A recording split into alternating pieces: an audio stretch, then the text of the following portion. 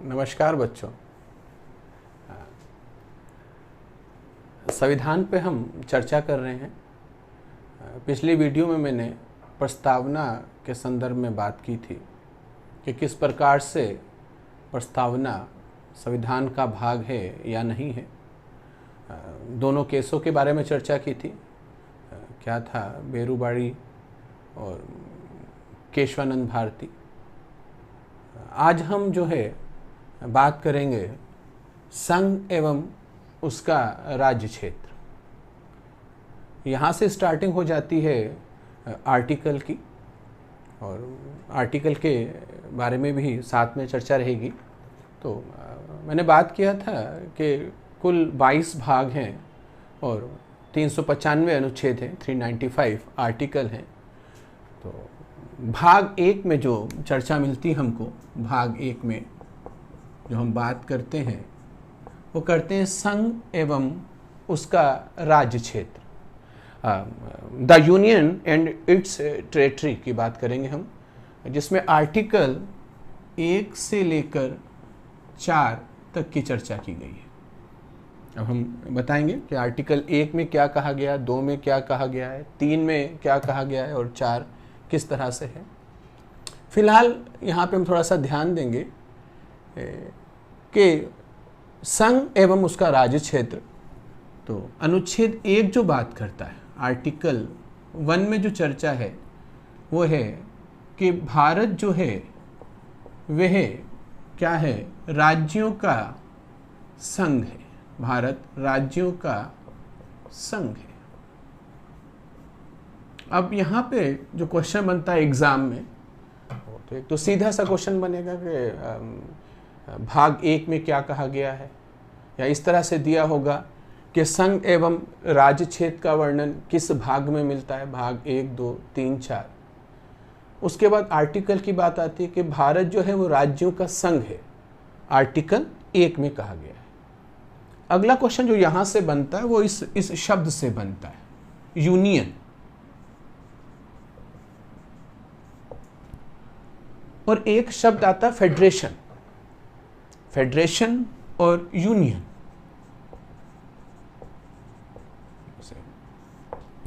USA के संविधान में इस शब्द का यूज किया गया है।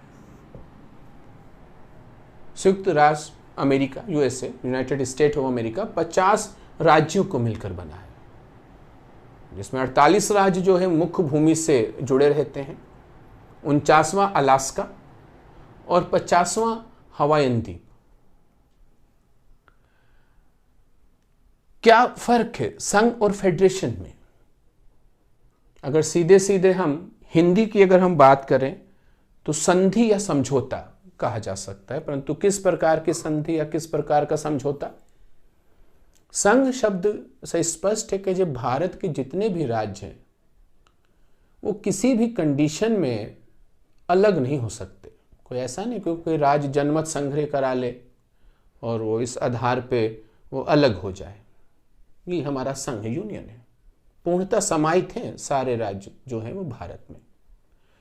यहाँ कहीं भी फेडरेशन यूज होगा, जैसे यूएसएसआर, पूर्व सोवियत संघ की अगर हम बात करते हैं, 1991 में किस तरह से उसका विघटन हुआ और नए देशों का निर्माण हो गया, तो वो कहीं ना कहीं जो ढील थी उसके संविधान में वो फेडरेशन शब्द की थी। फेडरेशन का मतलब है कि हाँ, वो राज्य जुड़े हैं, यूएसए में है, परंतु ये भी अधिकार है कि किसी प्रकार का जनमत संग्रह या और जैसा भी वो अलग हो सकते हैं। परंतु हमारे यहाँ संघ का मतलब है कि हमारे राज्य जो हैं वो अलग होने का कंडीशन उसमें नहीं है। तो हम जब बात करेंगे भारत, तो भारत क्या है? भारत राज्यों का संघ है। ठीक है, भारत अर्थात इंडिया राज्यों का संघ है। यहां पे भी अगला क्वेश्चन बन जाता, भारत अर्थात इंडिया।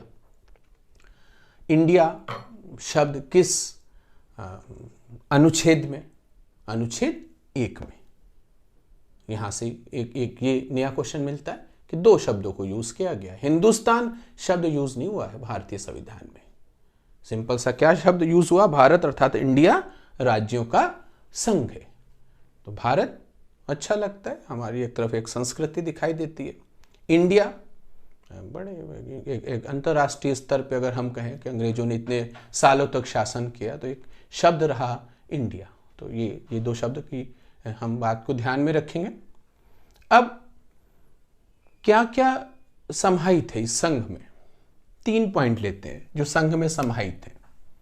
अगर हम इस तरह से देखें, नंबर 1 सभी राज्य, सभी स्टेट।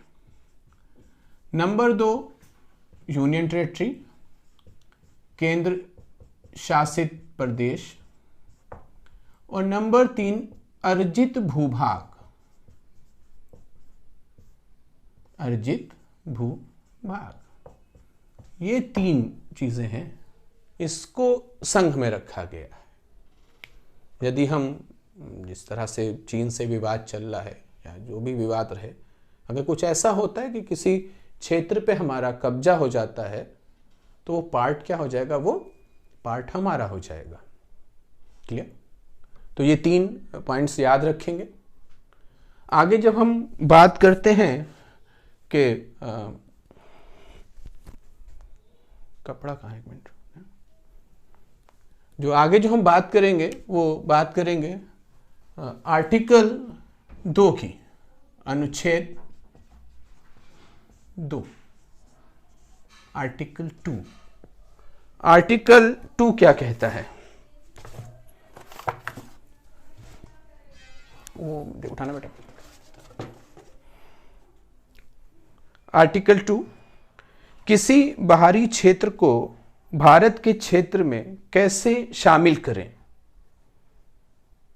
इस विधि को बनाने का अधिकार संसद को है। लिख सकते हैं आप इस बात को जो मैंने बोला है।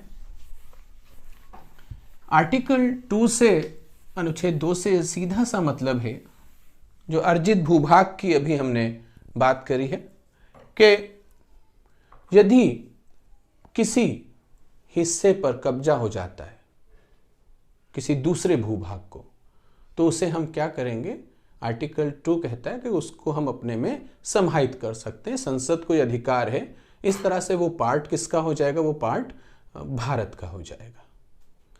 बाहरी कोई क्षेत्र कि जो भारत का नहीं है, भारत का नहीं है, कोई किसी पार्ट पे अगर हमारा कब्जा हो जाता है, किसी चीन के किसी पार्ट का कब्जा होता है, तो इस कब्जे के तहत उस पार्ट को जो अपने में समाहित करके जो भी हमने उसका नाम रखा है, जो कुछ भी किया, वो हमने कब करेंगे, आर्टिकल 2 में। और आर्टिकल 3 क्या कहता है, आर्टिकल 3 क्या बोलेगा, याद रखेंगे, वहां तो बाहरी क्षेत्र, ये भारत है और ये हिस्सा जब आया। अब आर्टिकल 3 के भारत के ही किसी राज्य को अलग करके उसका नाम रखा जाए, उसकी सीमा का परिवर्तन किया जाए, तो ये सब हम किस में कर सकते हैं, संसद को किस अनुच्छेद में यह अधिकार है, अनुच्छेद 3 में यह अधिकार है। जैसे हमारा 25वां राज्य, शुरू में तो राज्य रहे, वो तो बात है ही, 1987 में गोवा बनता है। फिर 1 नवंबर 2000 को जो हमारा 26वां राज्य छत्तीसगढ़, उसके बाद 27वां उत्तराखंड 9 नवंबर 2000 को, फिर 15 नवंबर 2000 को हम झारखंड। तो उत्तराखंड कैसे कहाँ से बना, यूपी का ही पार्ट था उत्तराखंड, और उसको निकाला गया है यूपी से और एक नया राज्य बनाया गया, उसकी सीमा का निर्धारण किया गया, जिले बनाए गए। तो ये सारा का सारा अधिकार कहाँ पर मिलता है या संविधान में कहाँ पर लिखा गया है, अनुच्छेद 3 में। क्लियर हो गया? आर्टिकल 3 क्या करता है, नए राज्यों का निर्माण, अपने से ही निकले हुए, उनको काट के या हम कहें 2 को जोड़ के, आने वाले टाइम में ऐसा कुछ हो कि उत्तराखंड और यूपी को जोड़ दिया जाए और कुछ एक नया नाम दे दिया जाए, संयुक्त प्रांत, तो पूछा जाए ये किस आर्टिकल के तहत किया गया, तब हम बोलेंगे आर्टिकल 3 के तहत। क्वेश्चन आ जाए कि चीन का एक एरिया न्यूशांग अधिकार हो गया भारत का, और वो भारत का एक नए नाम से रखा गया है, तो वो किस में कहा जाएगा, आर्टिकल 2 में कहा गया है। क्लियर बच्चों? आर्टिकल 2 क्या है, आर्टिकल 3 क्या है, आर्टिकल 1 कैसे संघ की बात करता है, फेडरेशन की बात करता है, भारत क्या है, इंडिया क्या है, कौन कौन से 3 पार्ट हमने जोड़े, राज्य को लिया, संघ शासित प्रदेशों को लिया और साथ ही साथ हमने अर्जित भूभाग को लिया। अब हमने कहा था कि भाग 1 किससे कितना आर्टिकल आता है, 1 से लेकर 4 तक। अब आर्टिकल 4 क्या कहता है, लिखें 2 पॉइंट। आर्टिकल 4 जो कहता है कि संसद द्वारा अनुच्छेद 2 व अनुच्छेद 3 के अंतर्गत बनाई गई विधि अनुच्छेद 368 के अंतर्गत नहीं आएगी। मैं मतलब समझा देता हूँ, आशय समझा देता हूँ, सीधी सी भाषा तो आप समझ गए कि आर्टिकल और 2-3 के तहत जो भी परिवर्तन किया है वो आर्टिकल 368 के तहत नहीं आएगा। अब यहाँ पे क्या है मकसद इस बात का कहने का कि आर्टिकल 368 क्या बात करता है कि संविधान संशोधन की बात करता है। अब हमने उत्तराखंड बनाया उत्तर प्रदेश से निकाल के, तो इसके लिए हमने संविधान संशोधन नहीं किया, ये अधिकार है संसद को। संसद ने क्या किया कि बना दिया भाई, पास हो गया, और इस तरह से जो पूरी प्रक्रिया है, परंतु संविधान संशोधन में नहीं आएगा। अब इस आर्टिकल को इस तरह से आप समझ सकते हैं कि 4 कहना क्या चाहता है, क्या है कि 2 और 3 संविधान संशोधन के तहत नहीं आएगा। जैसे कि 1960 की मैं बात करूं तो बेरूबाड़ी, ये जो वेस्ट बंगाल का हिस्सा है, तो आप समझ सकते हैं कि जब हिंदुस्तान आज़ाद हुआ था तो उस समय हिंदुस्तान और पाकिस्तान था। तो हम क्या बोलेंगे, अभी तो वेस्ट बंगाल का तो पार्ट ही है, और हिंदुस्तान पाकिस्तान के बंटवारे के समय की अगर हम बात करें तो 1960 का ये मामला है। बेरूबाड़ी का पूरा केस मैं आपको समझाऊंगा अभी, क्या था बेरूबाड़ी में क्या रहा। यहाँ आप इस तरह से समझ सकते हैं कि अगर आर्टिकल और 2-3 की बात करते हुए संसद कोई ऐसा बिल पास कर दे कि हम उत्तराखंड को निकाल के और हम एक दूसरे देश में समाहित कर देते हैं, हम निकाल सकते हैं, उसका नया नाम रख सकते हैं और उसको सीमा निर्धारित कर सकते हैं और इस तरह से कोई प्रावधान हो जाए, तो ऐसा नहीं हो सकता है। इसके लिए फिर आपको संविधान संशोधन में जाना पड़ेगा। यहाँ पर विशेष बहुमत से जो है, समान तरीके से नहीं होगा संविधान संशोधन। 368 के तहत विशेष बहुमत का जो तरीका है उससे होगा। तो इस तरह से किया जा सकता है, तब कर सकते हैं। ऐसे नहीं किया जा सकता कि जैसे बेरूबाड़ी 1960 का केस हुआ। अब ये केस क्या था 1960 का, अब इस तरह से समझें और क्लियर हो जाएगा क्या आर्टिकल 4 क्या कहता है कि बेरूबाड़ी का बात होती है। तो बेरूबाड़ी के लिए लिख लें कि संसद द्वारा 9वें संविधान संशोधन 1960 पारित कर बेरूबाड़ी संघ क्षेत्र को पाकिस्तान को दे दिया गया। तो इसके लिए हमें संविधान संशोधन करना पड़ा, 9वां संविधान संशोधन किया। हम आर्टिकल 3 के तहत या 2 के तहत हम ये नहीं कर सकते थे कि हाँ भाई हमने संसद से समान रूप से उठाकर दे दिया। आप अपने में कर सकते हैं जो आप कर रहे हैं। 1960 9वां संविधान संशोधन 1960 के द्वारा जो बेरूबारी था वो पाकिस्तान को दे दिया गया। अब यहाँ पे हमें संशोधन करना पड़ा आर्टिकल 368 के तहत। अब विवाद क्या था बेरूबारी का, देखें 1947 में जब हिंदुस्तान आज़ाद होता है और रेडक्लिफ ब्राउन जो सीमा का निर्धारण करते हैं, रेडक्लिफ ब्राउन नहीं, हाँ रेडक्लिफ, सर रेडक्लिफ जो है वो सीमा का निर्धारण करते हैं, ये काम दिया गया। तो आप समझ सकते हैं कि एक देश के 2 पार्ट हुए हैं और ये काम हुआ है। तो उस मौके पे जाके जगह पे जाना पड़ेगा ना, कहाँ से आप कैसे बॉर्डर खींचेंगे। तो ये तो रेडक्लिफ साहब को ये जिम्मेदारी दी गई। तो बहुत सी जगह पे गए वो और उस तरह से बंटवारा किया गया, भाई चलो इस तरह से सीमा ये ऐसे ऐसे कर दिया जाए यहाँ से इधर पाकिस्तान हो गया और इधर भारत हो गया, परंतु सारी सीमा रेखा पे टोटल हर जगह नहीं जा पाए। तो यहाँ नहीं जा पाए, वहाँ उन्होंने क्या किया कि लगभग थानों की बात कर ली, क्योंकि थाने आपको पता है, कहीं भी आप क्षेत्र की बात कीजिए तो कितनी बार सुनते होंगे कि 2 थानों में विवाद हो गया कि मर्डर यहाँ पे हुआ और लाश कहाँ पे मिली, इस तरह से दिक्कतें जब आती हैं तो थानों का क्षेत्र बटा रहता है। तो उन्होंने फिर वो यहाँ पे नहीं जा पाए, वहाँ उन्होंने कागज़ों पे थाने बांट दिए। जब थाने बांट दिए तो आप इस तरह से समझ सकते हैं कि कोई देश तो पूरा एक था, कोई ये थाना रहा, इस थाने का एरिया जो था वो ऐसे आ रहा है। अब कंडीशन क्या हुई कि यहाँ पे एक घर बना हुआ है, तो घर में से निकल गई है, वहाँ जाएगा बॉर्डर चल, घर से निकल गया रेखा, तो पता चला कि बेडरूम यहाँ पे है और हमारा स्टडी रूम यहाँ पे, मतलब स्टडी रूम कहाँ पे हो रहा है, पाकिस्तान में, और बेडरूम कहाँ पे हो रहा है, हमारा भारत में। ये प्रॉब्लम आ गई।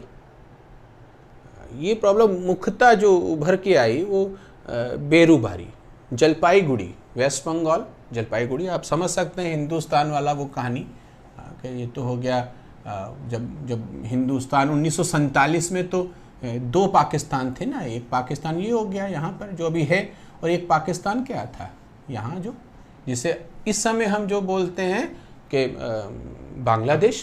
तो बांग्लादेश तो 1971 में बना ना बच्चों, 1971 में बना। उससे पहले क्या था, 1947 में 2 पाकिस्तान थे, एक ये पाकिस्तान, एक ये जिसे हम कहते थे पूर्वी पाकिस्तान। तो पूर्वी पाकिस्तान कौन सा था, बंगाल वाला, वेस्ट बंगाल वाला जो एरिया था। तो जलपाईगुड़ी जो है वो बेरूबारी जो है वहाँ पे का विवाद आता है। तो इस तरह से क्या हुआ, वो बेरूबारी, अब जब 1960 का फैसला किया गया तब जो बचा हिस्सा जो था वही बेरूबारी, वो कूच बिहार है, और दूसरा हिस्सा जो क्या हो गया वो बेरूबारी हो गया। तो इस विवाद को हल करने के लिए नेहरू जी और पाकिस्तान के फिरोज खान नून, इनके बीच समझौता हुआ, और फिर वो आर्टिकल 2 के तहत तो दिया नहीं जा सकता था, 3 के तहत तो 9वां संविधान संशोधन हुआ और बेरूबारी का प्रॉब्लम सॉल्व हुआ। समझ गए विवाद किस तरह से, कि जब सीमा रेखा खींची गई थानों के आधार पर दे दिया गया, मौके पे जाके देखा तो पता चला किसी के घर से ही सीमा रेखा जा रही है, तब ये विवाद सामने आया। तो फिर क्या किया कि उस हिस्से को खत्म करने के लिए, विवाद खत्म करने के लिए समझौता हो गया दोनों प्रधानमंत्री में, और उस हिस्से को क्या कर दिया, बेरूबारी किसको दे दिया गया, पाकिस्तान को। तो किस जिला कौन सा था, जलपाईगुड़ी। जलपाईगुड़ी कहाँ का, वेस्ट बंगाल में जलपाईगुड़ी, वहाँ का जो एरिया था ये बेरूबारी था। तो समझ गए होंगे बच्चों के भाग 1 और आर्टिकल 1 से 4 तक की जो जितना भी था वो मैंने बता दिया। इसके अलावा मैं कहता रहा हूँ कि जो मेरा फ़ोन नंबर है नीचे, उस पर व्हाट्सअप कर देंगे, किसी प्रकार की कोई दिक्कत होती है तो उसको मैं बता दूंगा, सॉल्व कर दूंगा, और उस पर कुछ हैंड रिटन नोट्स हैं वो मैं डाल दूंगा। जिनको ज़रूरत हो वो मुझे व्हाट्सअप कर सकते हैं। चलिए, थैंक यू, नमस्कार।